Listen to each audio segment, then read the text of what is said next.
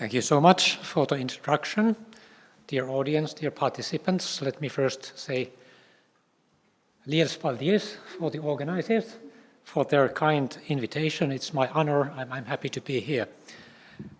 It is widely known that Latvia is a very popular destination for Finnish travelers nowadays, but it may not be as widely known that the first tourist boom from Finland was experienced already in the 1930s. Of course, the numbers were lower then, but anyhow, we can talk about a kind of tourist boom. But where did Finnish travelers get their advance information about Latvia at that time? If we consider the circulation of works that provided information about Latvia, geography textbooks were by far the most popular. All Finns received some basic information about Latvia already in primary school, about natural conditions, society, livelihoods, culture and history. On the other hand, the section on Latvia in textbooks was very short, no more than a page long, and they usually did not contain pictures. By the way, I can mention that all these pictures on my slides are still from Finnish publications, newspapers or books from the 1930s. The information about different areas of life was, we may say, very condensed and scarce, but anyhow, some information was received. The actual purpose of school books was also not to arouse interest in any country or its inhabitants, but to provide neutral, factual information, of course. The same applies to encyclopedias, which were the second most common source of information for the Finns. Through such general works, it was possible to perceive that Latvia was roughly like southern Finland, fertile agricultural land, which, however, had fewer forests than in Finland. Latvia had strong industry, the medieval metropolis of Riga, a vibrant traditional national culture, and beautiful nature. And Latvians were described as hardworking and honest, and similar in appearance to Finns. In addition, in terms of history, Latvians and Finns had certain similarities in relation to Russia, and all such familiarity very likely created a positive image of Latvia in principle. It was safe for the Finns to travel to Latvia.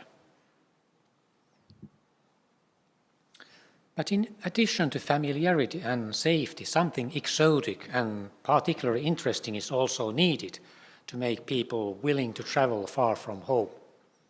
Such things were found specifically in Riga and its surrounding areas on the Latvian coast, and a separate purpose-built material was needed to present the exotic because other literature did not have such a focus. The first printed travel guides for Finns introducing the Baltic countries appeared in the late 1920s. First such book for Latvia appeared in 1928, Latvia muutamin sanoin ja kuvin, or translated in English, Latvia in a few words and pictures, containing 37 pages. In it, Riga and Jūrmala accounted for 60% of the entire content of the work. Two more travel guides were published in the 1930s. In 1934, the 33-page book Matkustakaa Rigaan, the cover page of which you can see on the slide, was published. Travel to Riga. As its name suggests, it focused on introducing the capital, but it also strongly recommended visiting the coastal area near Riga and introduced, for instance, spa hotels, among other things. The most famous and popular of them was undoubtedly Kemeri. Kemeri was the only tourist destination in Latvia besides Riga, for which a separate Finnish language travel guide was prepared to promote it. This 24-page book, Kemeri, maailmankuulu, rikki ja jodipitoinen mutakylpylä, or translated, a world-famous sulfur iodine containing mud spa, was published in 1937.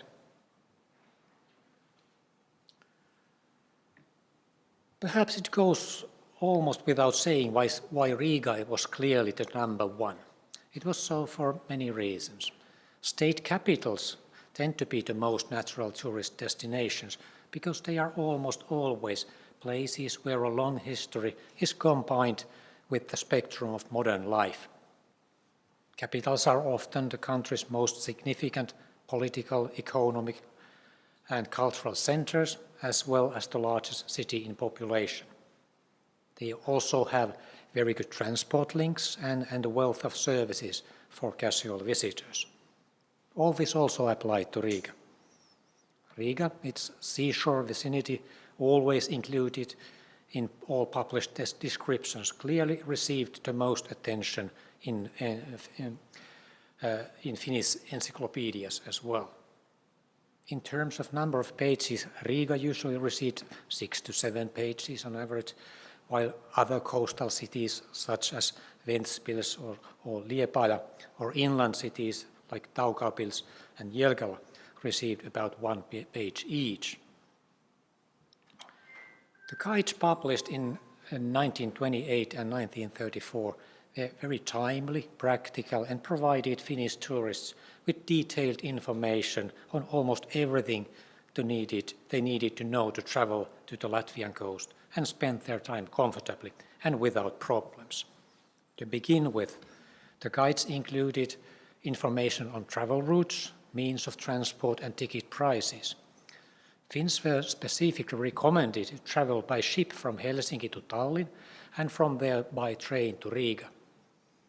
A direct ship journey from Helsinki to Riga was also possible, but it was not recommended because the journey took place on cargo ships, took many days, and were more expensive option.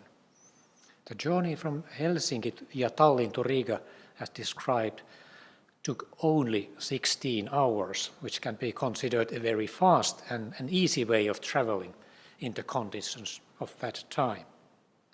And from Riga to the seaside, it was easy to get there by bus and by tram.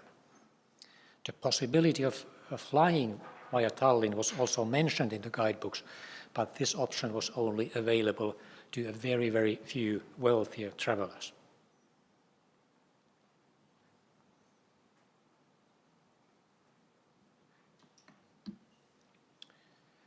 The Finnish language guides also had long lists of recommended hotels, 10 to 15 hotels of different standards, restaurants and cafes, their opening hours and prices. In addition, detailed information provided, for instance, on local food culture, tipping, postal, telephone, telegraph services with prices, and tips for visiting museums and theaters. The travel guides also told Finnish tourists where to get an actual a personal travel guide if you wanted to know Riga, but a cheaper or even no-cost self-guided option was found in the guidebooks themselves. So the books would describe a good route that would take one to Riga's most famous sites, and the reader could find a short introduction to each interesting object along the route as well. In this context, it's worth noting that travel descriptions also began to appear more and more frequently in Finnish newspapers and magazines from the late 1920s onwards. The descriptions that appeared in them closely resembled what was reported in travel guides. Well, perhaps it can be assumed that the written material had a guiding effect, causing tourists to go see precisely those destinations about which they had positive prior information. Of course, many of the most popular destinations were such that they were impressive and easy to find in Riga, even if the tourists had not heard of them before. Be that as it may, there were no significant differences between different channels, literature, or the press. The leading magazines that also had a lot of illustration played the most central role here. These were Suomen Kuvalehti, or the Finnish pictorial magazine, and especially Suomen Sotilas, or Finnish soldier. Both had a circulation of tens of thousands, and the actual readership was naturally even larger. Suomen Kuvalehti was published weekly, and news and short articles about Latvia related to various areas of life appeared in the magazine on average a few times a year. Suomen Sotilas was only published once a month, but what made Suomen Sotilas magazine very special in terms of Latvia was that the magazine was edited based on a very strong Finnish-Latvian spirit of brotherhood. We were brothers in arms. And this attitude was reflected in all the contents of the magazine about Latvia. Although Suomen Sotilas, the Finnish soldier, as its name suggests, was a military magazine, its Latvia-related material also included articles on Latvian nature, culture, history, and so forth. Suomen Sotilas even published a special issue, 40 pages, dedicated solely to Latvia in September 1935, and the cover page of that special edition can be seen on the slide.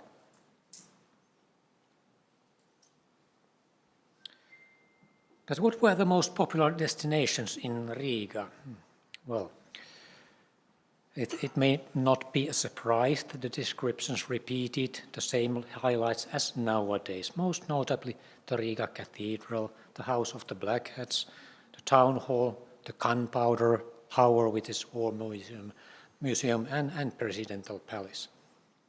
Other churches and spectacular buildings from the 18th, 19th century were in the following positions. The city was also generally praised for having so many beautiful parks and for being easy to walk from place to place. Almost everything of interest and importance was within a reasonable distance. In addition to that, the efficiency of public transport was also often praised. When we look at the things that Finnish tourists found interesting in Latvia, and especially in its coastal area, we can say that the taste was very similar today in general. The first thing was the description of the natural and cultural landscapes, characteristic of Latvia as beautiful. The second entity was the building stock of the coastal area. Large, well-maintained peasant houses with impressive wooden decorations were chosen for the image material from the countryside. This rural idyll was often complemented by illustrations of women in national costumes, as can also seen here on the slide. These choices reflected the ideals of their time about how independent, well-to-do peasants formed the backbone of the nation. And in this context, women were assigned a role as the preservers of the so-called correct and healthy national traditions. The general images showed timeless panoramas typical of tourism. For instance, Riga's old town in the center and newer parts of the city center on the edges of the photos.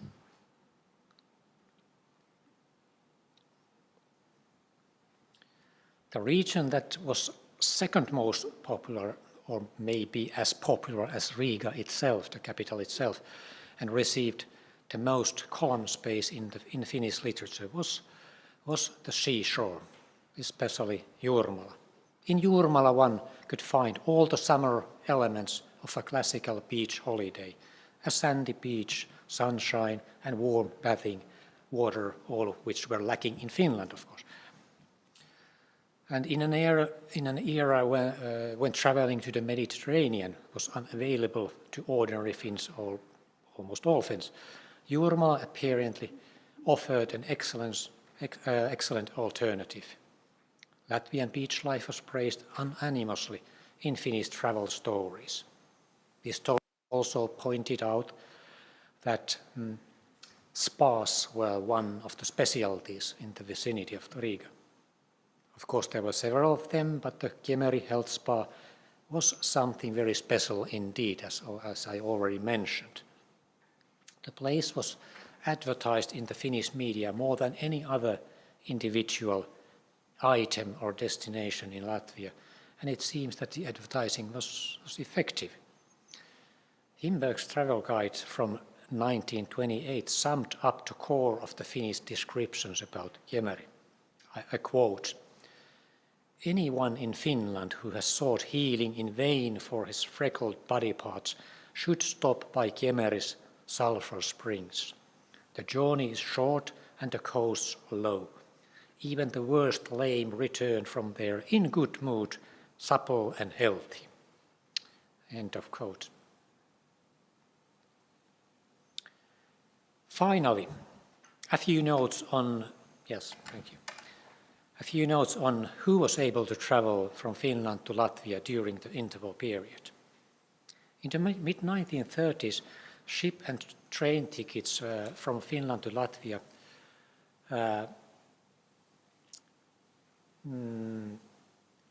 cost about 600 Finnish mark.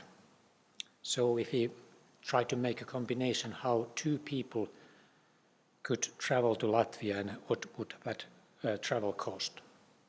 The cheapest hotels, mid-class hotels, in their double room cost 60 Finnish marks per night. Meals and other expenses, whatever they were, could be roughly the same per day. Thus the cost of a weekend holiday from Friday to Monday, Friday and Monday as travel days and staying 2 days, these in Riga or in Jūrmala, was perhaps 800 to 1,000 marks, maybe 900 on an average. And this was equivalent to 1 month's salary for an average industrial worker in Finland, and at least 1.5 months' earnings for those working in agriculture. When we remember that these groups did not have much left over for savings, and their income was usually quite barely enough to cover expenses, it is very likely that only a very few average Finns were able to visit Latvia. However, the situation was different among the highly educated, whose salary level could easily be double or triple. Therefore, as a rough estimate, I would say, or it can be stated that the wealthiest 10%, maybe a bit less, maybe a bit more, could easily make that kind of vacation in Latvia if they had sufficient interest. And it seems, based on all the material that we have available from the 1930s in particular, it seems that at least several thousands, maybe up to 5,000 Finns every year had such an interest and also made the trip and were very satisfied. Thank you so much for attention.